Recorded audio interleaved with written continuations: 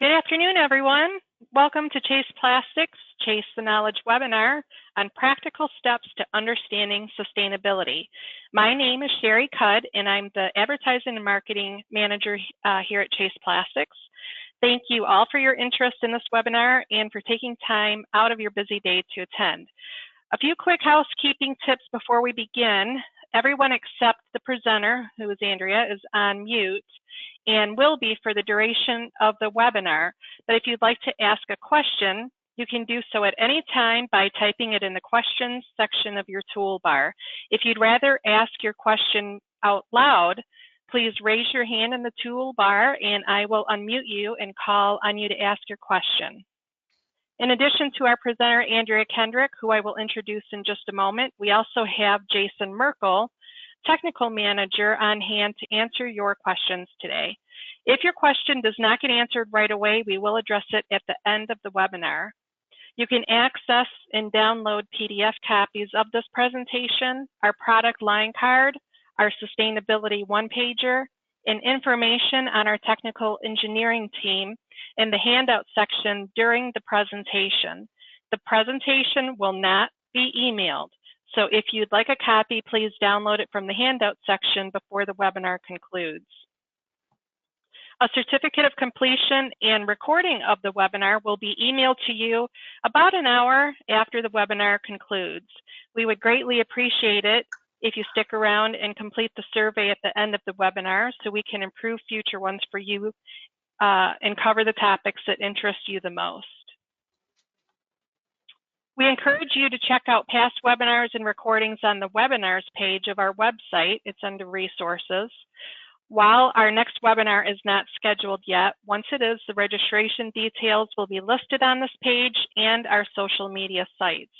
Also, if you would like a custom Chase the Knowledge presentation given to your organization discussing a specific topic or material, please send an email to Andrea Kendrick. Our entire technical team is on hand to assist with technical issues, material selection, and educating you and your team on products and processes specific to your needs. Another great technical resource is the Chase the Knowledge blogs on our website. There are currently 5 topics live, and they can be found at chaseplastics.com/blogs, or again, under the resources tab. At this point, I'd like to hand it over to our presenter, Andrea Kendrick. Andrea is a technical training engineer with Chase Plastics and has been with us since 2015. She received her bachelor's degree in plastics engineering technology from Ferris State University. For those of you who have attended Chase the Knowledge webinars in the past or contacted our technical engineering team for assistance, you're very familiar with Andrea and the level of expertise she brings to the table. Without further ado, Andrea. Hey, good morning or good afternoon, wherever you're listening from. This is Andrea Kendrick, and today I'm going to go over practical steps to understanding sustainability. So our agenda for today, so we're going to talk about bioplastic definitions, so some terms you commonly hear in the green or sustainable space and what those mean. We're going to talk about a couple agency ratings, so if you see a certain type of rating, maybe it's for compostability or from the manufacturer end, what do those kind of mean? We're talking about some sustainability approaches, so what you could be doing in terms of what materials to be using and kind of how they help in the green aspect of things being more sustainable. And then we're going to talk about some common properties of bioplastics. Those are going to be kind of sprinkled in after we talk about each type, so you can get an idea of how they perform. So the question always comes up, you know, if we move to a different type of plastic, a bioplastic, bio-based, biodegradable, what does its performance look like? And then I compare them to a standard plastic, so you get an idea of the performance differences. So starting with definition, so bioplastics, these are going to be the family of materials that are going to either originate from a renewable source, are biodegradable, or are both. So there are some materials that actually are both. When we think of green or sustainable products or plastics, we are talking about bioplastics. So it's the whole family that kind of relates to all of that. Bioplastics or green plastics, again, are either bio-based, so this has to do with the beginning of life, utilizing renewable resources, or biodegradable, dealing with the end of life of your product. And then you have the ones in the middle that are both. So bio-based, again, beginning of life. So this is the production, this is the manufacturing of these particular materials. This is where you see the kind of green sustainable aspect kind of come into play. These materials are made from renewable carbons, majority of them being plant-based, compared to standard petro or fossil fuel-based carbons. So we pluck out some of the standard carbons that are in the backbone of our standard materials, and we enter in plant-based or renewable-based feedstock for it. Since carbon atoms are the same regardless where they come from, properties of bio-based plastics are comparable to that of standard plastics. So you're really not going to see any difference there. Some common bio-based plastics and renewable sources you might see or hear about being utilized in these would be used cooking oil, feathers, sugarcane, corn, soybeans, canola, castor bean, algae. Some of our materials inherently are bio-based. Maybe it's we copolymerize polycarbonate copolymer with a monomer that's already bio-based.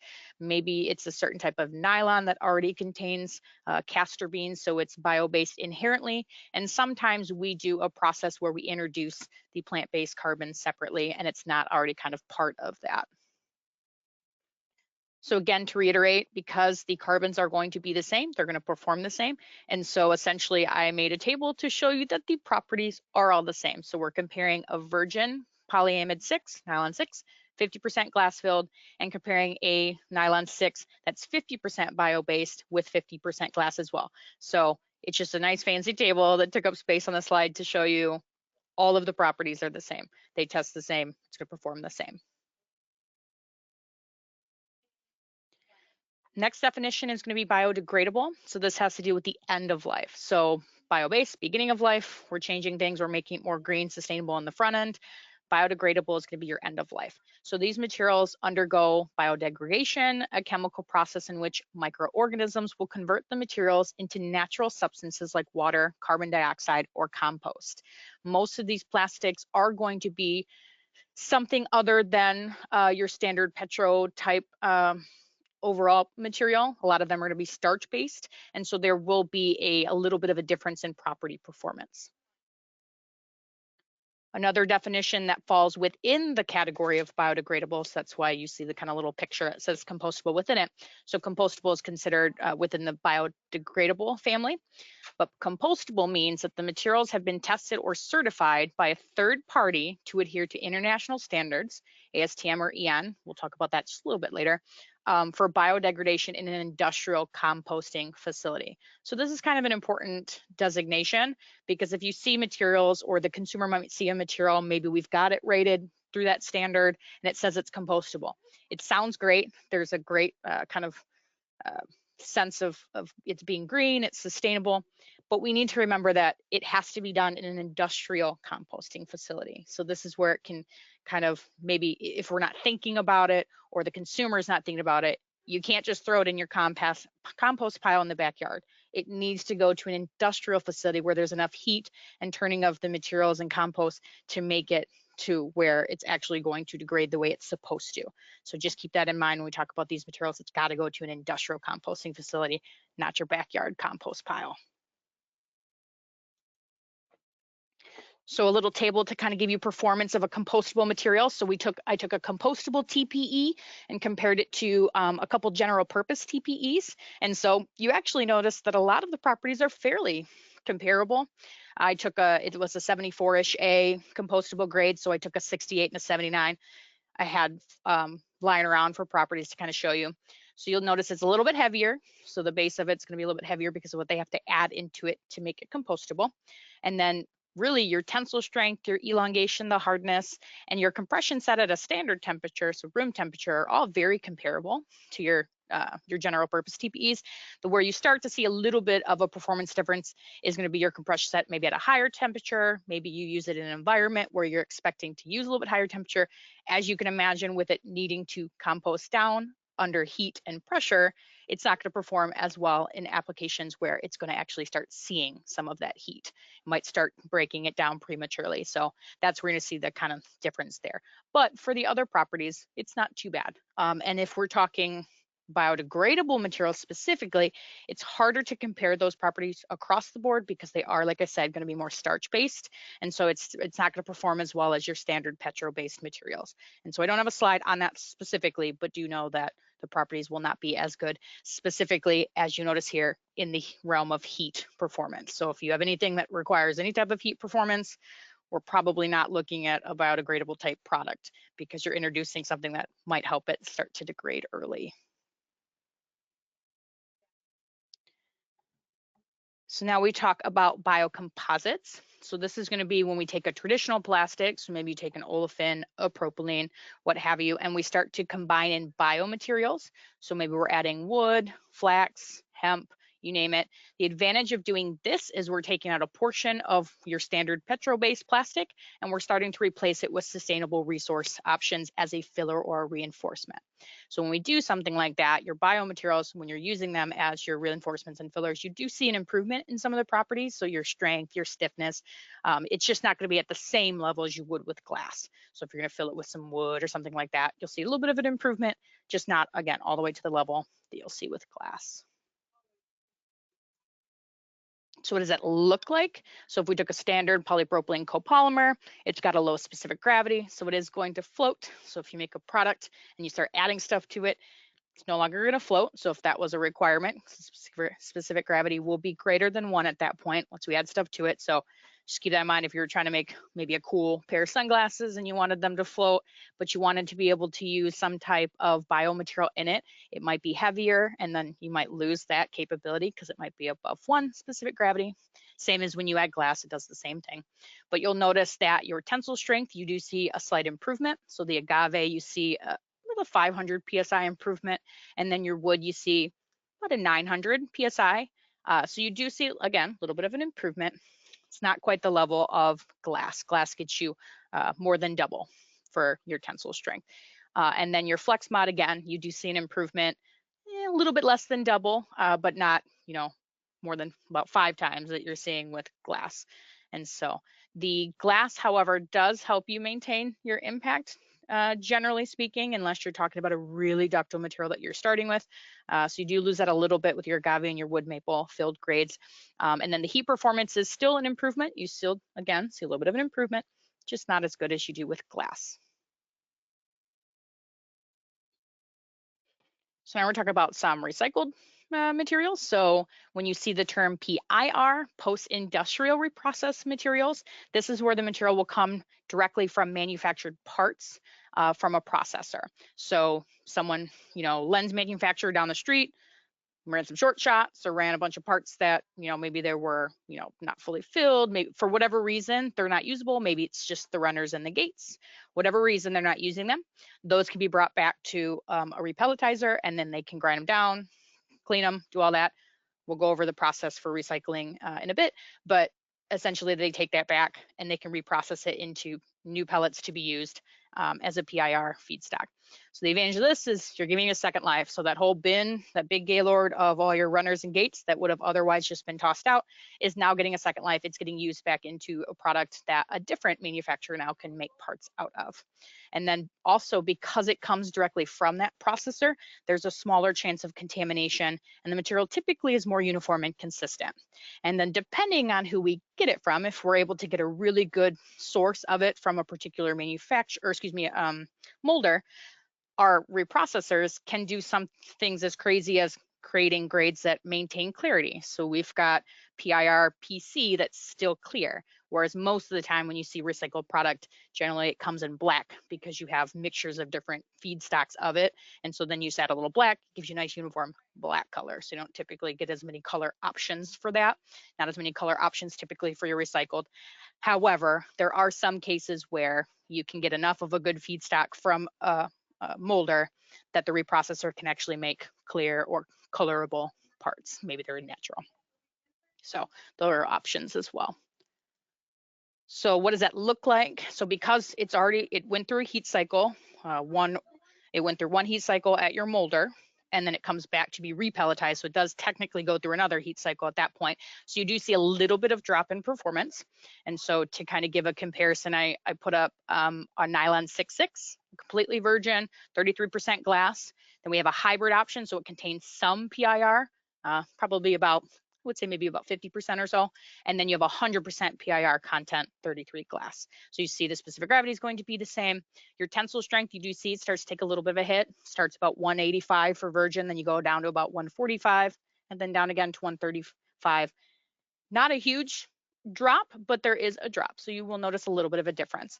And then your elongation drops a little bit. Your flex mod also drops a little bit. Notch IZOD, again, a little bit of a drop. And then your heat performance, as you would expect, a little bit of a drop because it's introducing more heat cycles to it.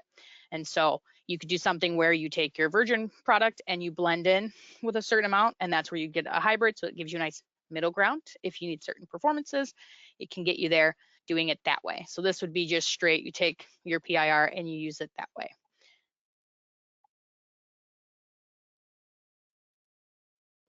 So next, we talk about PIR. Now we'll talk about PCR. So this is post-consumer reprocessed material. So this is going to be material that comes from household or commercial waste that was then ground and repelletized. So the advantage here, again, is we're giving a second life to plastic that would have otherwise ended up in a landfill. And then when we talk about our different types of recycling, depending on if we're going to physically / mechanically, depending on which term you want to use, recycle or chemically recycle, we can actually get really good performance out of it, just depending on which way we go. But if we were to take your, maybe it's your carpet fibers, maybe it's your plastic water bottles, and just ground down and recycle, the performance is not as great. But if we chemically recycle something, you do get a better performance out of it. So again, we'll talk about that a little bit, but want to make you aware that that term shows up, PCR, for your material that has come back from consumer. So there's also a chance if you don't clean it or sort it or do as much work to it on the front side, that there is a higher chance for contamination or lower properties, again, depending on how you recycle it, which we'll get into. So we talked about chemical recycling just a little bit. We'll talk about it a little bit more, but I want to show a performance analysis between a virgin PBT material and then a PBT material that has 40% post-consumer recyclate. So recycled plastic water bottles, they were recycled back in, chemically recycled. Again, we'll talk about it again, but you'll see that the performance is actually fairly comparable. You drop a little bit in your tensile strength, drop a little bit in the elongation, a little bit in the heat, but not a ton. It still has really good performance and still having that green aspect because you've got essentially recycled water bottles in your pellets now. Okay, so the recycling process, so these are accurate for both PCR and PIR, so just depending on which one we're doing. So with your physical or mechanical recycling, your molecular structure of the material is going to be preserved. So essentially I take it and I grind it down and then I use it. I'm not doing anything to the chemical structure or the molecular structure of the material. It maintains itself. So that results in a lot of times a little bit lower performance because you're putting it through another heat cycle, it's getting ground down. And so similar when you guys take your parts and regrind them on your floor and then use them again, similar thing, you guys know to expect that the performance is going to be lowered just a little bit. You also have a smaller color space. And so you grind it down, you grind down a bunch of blacks and reds and grays, and then you mix them together. You get either a black or some fancy brownish color maybe. So you're limited on how you can color it and how much color you can introduce. So if you come and you say, I want to mechanically recycle it, but I want it to be bright pink or bright yellow, it might be difficult to do. It does, again, we talked about it, it does depend on the feed stream that's coming from the manufacturer. They might be able to do it, but it's a lot more difficult to do so. And then you really limit yourself because you have to kind of cherry pick where you're getting the source of the material from. The one nice thing is that you do lower the CO2 footprint. So your carbon dioxide footprint is lowered because you're not having to repolymerize it. And so we'll talk about the different recycling processes and the different steps in it. But because you're not having to repolymerize anything, the energy there is being saved and you're not putting out more gases from that. So that is an advantage there. You can also blend it in at a percentage with virgin product to improve the performance. So that would be your nylon 6.6 30 glass that I showed, the hybrid option where you blended it in about 50% or so and got a better performance without jumping all the way down. And then chemically recycling, completely different in the fact that we break up the molecular structure. So we bring in whatever we're going to recycle. The most common at this point being water bottles being brought in, breaking up the molecular structure, and then repolymerizing and making a new product out of it. And so this results in a higher performance because we're basically starting from the beginning of the cycle again to make a new product. It results in a larger color space. So because I'm restarting all over essentially, I have a larger color space. I can get different colors. I can do natural. I can do, if I want to color it, make a crazy color. I don't have to worry about cherry picking my lots like you do with the mechanical recycling. It does, though, however, come with a higher carbon dioxide footprint because I'm starting back at the beginning of the process and having to repelletize, or excuse me, repolymerize the material.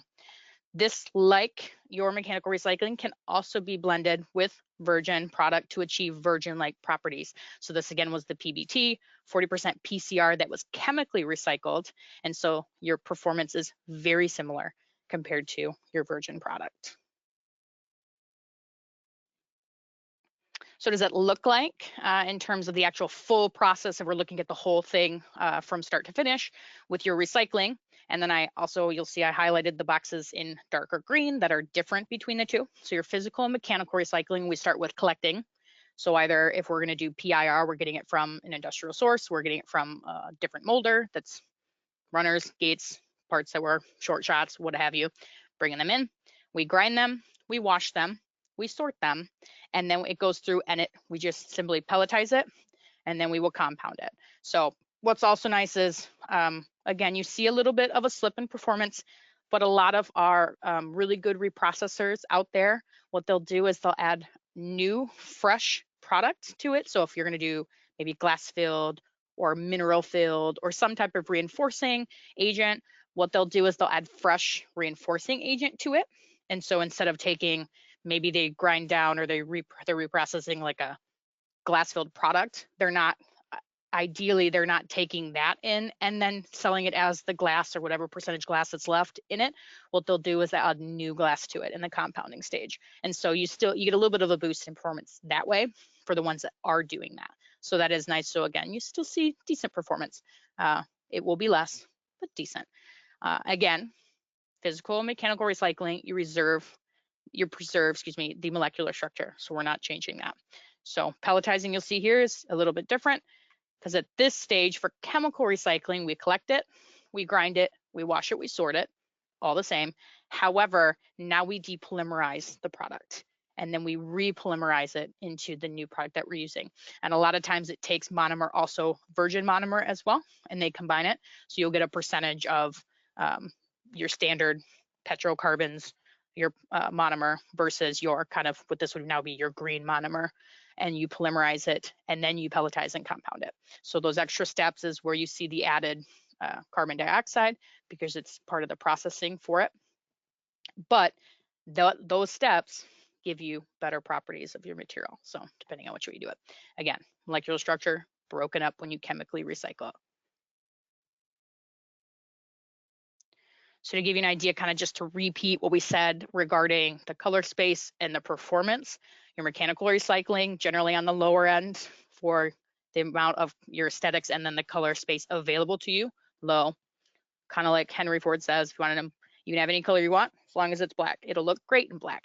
There are some options available, talked about it, but generally black is going to be your best friend if you're looking at those materials.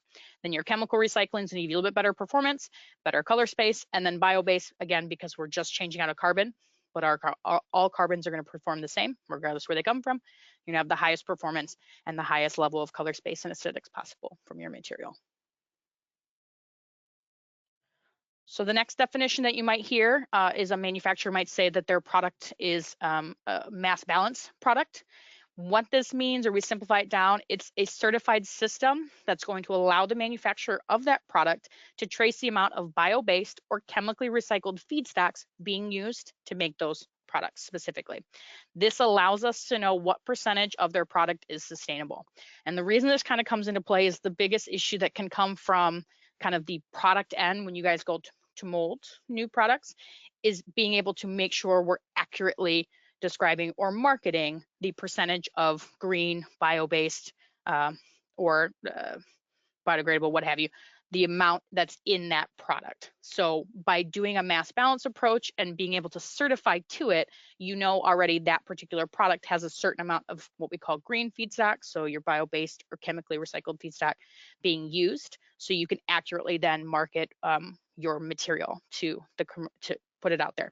That tends to be the kind of biggest issue that they're facing in this kind of green space, is making sure that we're accurately certifying and marketing the materials for what they are. So you don't want someone that's just throwing some stuff in there, or maybe not even throwing any green feedstock into their process and then calling it a green product, a sustainable product, when it's really not. So this allows us to certify to that. And we'll talk about a couple of the certifications as well. And so in the picture, your green feedstocks, the amount of it, percentage of it, compared to your fossil-based feedstocks. And so you get that value. So we talked about the nylon 6, based on a mass balance approach, we know that it's 50%. And so that's where that number comes from. So we talked about the standards and we talked about the compostable grades. So what does that mean specifically? So according to ASTM D6400 or the European EN 13432, it specifies how quickly and how much the material will biodegrade in that compost facility. So it will disintegrate within 12 weeks to at least 90%. It will disintegrate within 12 weeks and biodegrade at least 90% of it within 180 days when it's in the composting facility. And so that's kind of, it has to do that. It has to be tested, and that happens to get that certification. So if you're seeing a material or getting a material that has that ASTM certification, this is what it's meeting. It's been tested to make sure that it meets that. So you know that you can go move forward with saying it's a compostable grade because it meets the standard. These standards are helping to ensure that the compost is also free of toxins, and so there's no harm if it's being sold from that facility into gardening or agricultural applications. So if it's going to be used as compost, which we're composting it down, so we use as compost, you also know that it's been certified that it'll be free of toxins, so it's not going to be harmful when it's used after the fact as well. So we talked about the mass balance approach. So we talk about what percentage of our product is kind of green based, if you will. So the big certification here that you'll start to see from some of our manufacturers is going to be an ISCC certification. So ISCC stands for the International Sustainability and Carbon Certification. And so under these standards, we're just assuring that we're being fully transparent with what's in our products, and kind of how you can market it, as well as making sure that we're deforestation free. So the supply chain is deforestation free, and we're protecting the land with high biodiversity value and high carbon stack. So if you get a certification of this, that's kind of what they're looking to do. And so, but ISCC provides the rules, the guidelines, the ways for calculating and verifying greenhouse gas emissions and emission reductions. So it's used across many different markets as well, not just plastics, it's across a bunch of different markets as well. It's globally applicable for certification for all sustainable feedstocks. So this is agricultural, forestry, biomass, bio-based, and circular materials and renewables. So this is something that you would get from a manufacturer. So if you've got a manufacturer that's doing mass balance or type of green work, they would have this type of certification for their process when they go to do that. So something to look for potentially when you're looking at products, or maybe to ask for, depending on what you're looking to achieve. So now we talked about the definitions, we talked about some of the certifications and agency ratings, which sounds great, but now what do we do with all this? How do we apply that to what we're trying to do, which is to be quote unquote sustainable, to make sustainable choices to market, stuff like that. So there's a few different ways of doing that. So we could start with using something that has renewable feedstocks. So if we're going to use a bio-based plastic or biocomposite, that's using renewable feedstocks, so stuff that is going to be renewable. And what this does is it's going to help reduce the amount of greenhouse gas emissions associated with typical plastic production. So this is going to be if you're reintroducing some recyclate back in, or you're using biocomposites, so you got your starches or other different feedstocks that are renewable. And so you'd enter that. So it'd be maybe like a plastic pulp, stuff like that, enter it back in. So what does that kind of mean? How do we relate that to anything? So if we see a 10% reduction in traditional petro-based plastics. So we get rid of a portion of it because we use certain feedstock of it. If we see that reduction, we save around 280 million barrels of oil a year. That's a huge improvement. Next, we could use reclaimed feedstocks. So this would be using an industry's byproducts. So this would be if you're using biocomposites. So think your wood fiber millings, you put it back in and use that as the reinforcing agent within it. And so again, your wood fiber millings that would have normally just been tossed out, it's getting moved into a traditional plastic. One, replacing some of the traditional plastics, so you reduce your greenhouse emissions for creating it, and then also using something that would have just in other terms would have just ended up in a landfill. So it's helpful kind of in a twofold way. Reduction of 25% usage of traditional plastics would decrease the emissions of greenhouse gases equivalent to the amount emitted by 16.5 million cars from the road every year.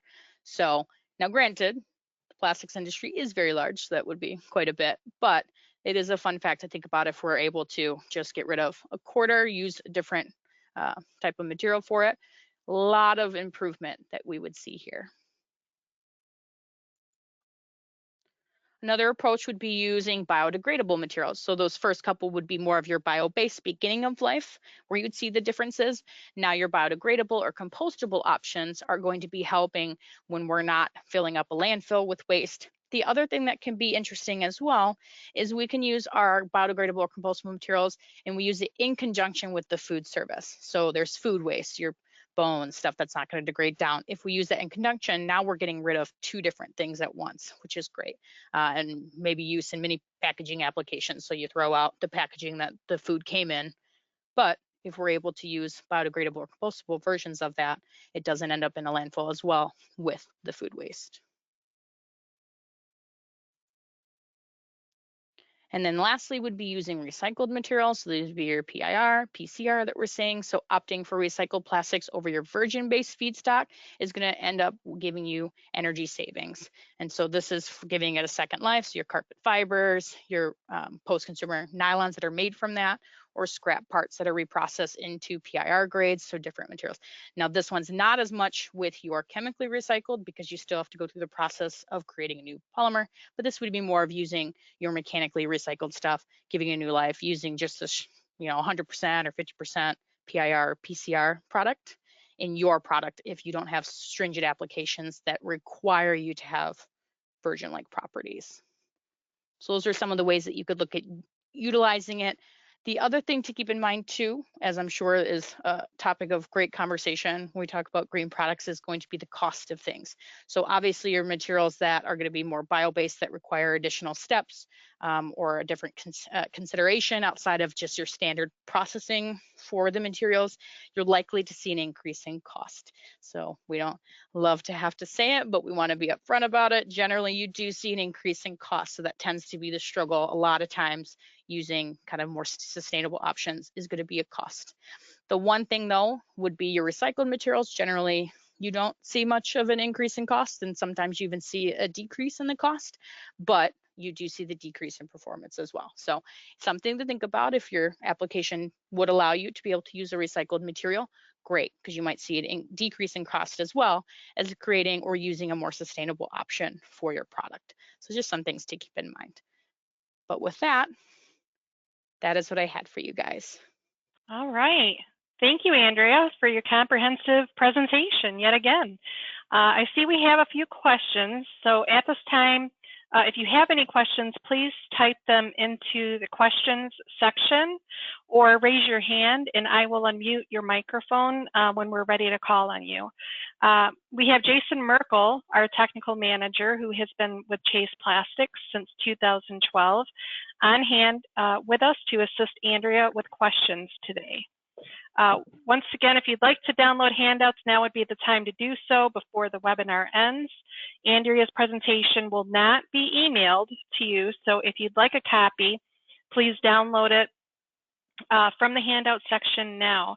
As a reminder, as you type your questions, please complete the survey at the end of this webinar. Your responses greatly help us shape the future of Chase the Knowledge webinars, and we welcome your feedback as always. And once again, be sure to check out our new blog page at chaseplastics.com/blog. And past and future webinar recordings can be found at chaseplastics.com/webinars. If you'd like to have a custom Chase the Knowledge topic presented to your organization, again, please reach out to Andrea directly and she can assist with that. So at this time, we will be handing it over to Jason to go through your questions with Andrea. Thanks, Sherry. Andrea, first question is, would chemical recycling still have higher carbon emissions than mechanical recycling if the energy used to melt it came from renewable energy? Ooh, that's a good question. I guess I think the answer is still yes, because the process of depolymerizing and polymerizing a material it takes a lot more energy than just your mechanical recycling. Because your mechanical recycling is simply we grind it down and then we re-extrude it. Because either way, you still have to pelletize and then compound your chemically recycled material. And so you still have, it's just additional steps essentially from the mechanical recycling. So you're still going to have more energy use regardless. Awesome, thank you, Andrea. We have a question about if we're aware of any repelletizing sources on the East Coast to help manage waste materials. I'll take that one. Jeanette, I would say we would probably point you in the direction of our local account manager, because they definitely know that region a little better than us, but we'll follow up on your question and have someone from our team reach out to you with some options on repelletizers for the East Coast. There are a few that come to the top of my mind, but it's going to come down to polymer type that you're looking to deal with, as different companies tend to specialize in certain polymers, and we'll connect with you and make sure we get you all the answers that you need.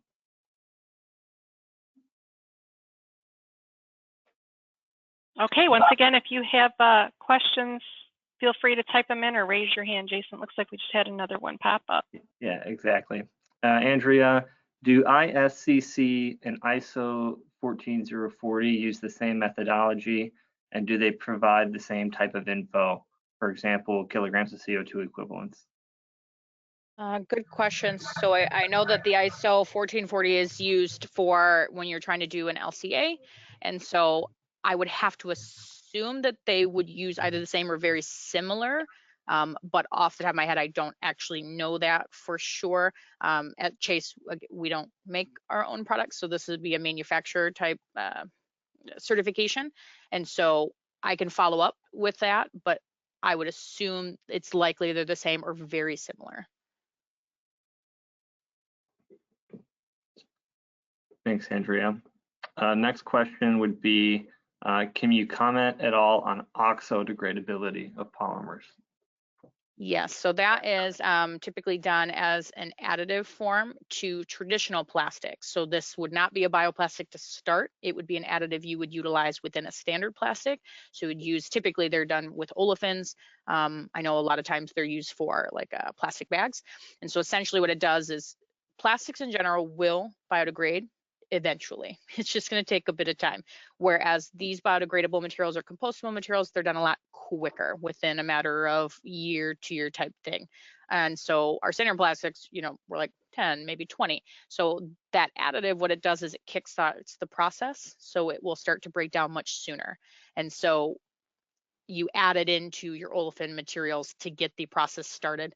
It breaks it down into more of like microplastics though, which can be seen depending on, you know, who's judging it, but can be seen as an issue as well, because then those small micro pieces are going to still take their time to degrade, but they do exist and they are available for olefin based products. Awesome, thank you. Next question, are there bio-based materials that would be a good substitute for polypropylene, and how would you go about starting to source bio-based materials? So at this point, I don't know of too many olefins that are being made that are bio-based. Generally, the majority of the ones we're looking at are going to be a little bit higher end materials, especially from larger manufacturers that are able to get into that game and to spend the time in doing that. A lot of times your olefins are more, you know, they're less expensive and they make so much of them. So I haven't seen too much of it in that realm of things. So if I had to guess, they're maybe looking into it, but the majority of the products that we're seeing are more of your higher end engineering type products that they're doing, because also you don't see the property drop, which is a huge selling point. And so your nylons, your PEIs, your polycarbonates, your high end materials, you see that a lot more commonly. Again, I can't speak for what the polypropylene manufacturers are doing necessarily on it. I would imagine they're maybe thinking about it or looking into it, but at this time, I don't know of any of them doing it.